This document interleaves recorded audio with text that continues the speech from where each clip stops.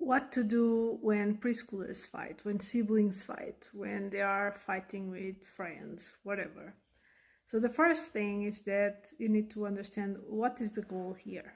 The goal here is not to make an unfair situation fair. It's not to, punish so that they learn, because if you've been following me, you know that punishments don't teach the right things. What is the goal? So the goal is to teach each child what to do when they are faced with social conflict, right? Giving them the tools to be able to handle social conflict in the future differently. So to each child, you need to teach, what do I do next time that this happens, that another kid does this to me or whatever, or that I'm feeling this or that I want this. So I'm going to give you like a scenario as an example.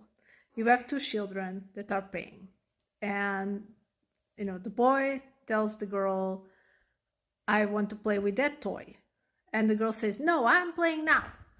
And then the boy goes and just grabs the toy, and the girl goes and pulls his hair, right? So, and then the boy starts crying, and then the girl starts being like, it was his fault, things like that. So what do you do? So the first thing is you need to make sure that no one is in danger, right? So if there is a physical altercation, that needs to stop immediately. That's the first step. Then you need to go to each child separately.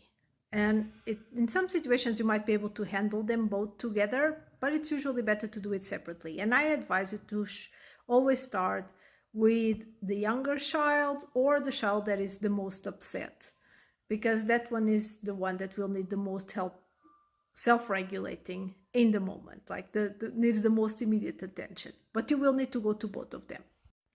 And then you need to teach the one child, what do I do next time that I want to play with a toy that someone else is playing with? You need to teach the other child, what do I do when someone wants to play with a toy that I am playing with? You also need to teach a child, what do I do when someone takes a toy from me?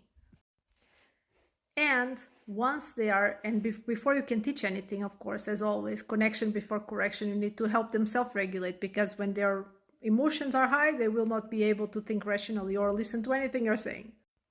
Another important part is the ability to put themselves in the other person's shoes and to make amends for hurting the other one. Either, by saying doing something, or it doesn't have to be the physical harm. If you want me to show you how to do this step by step,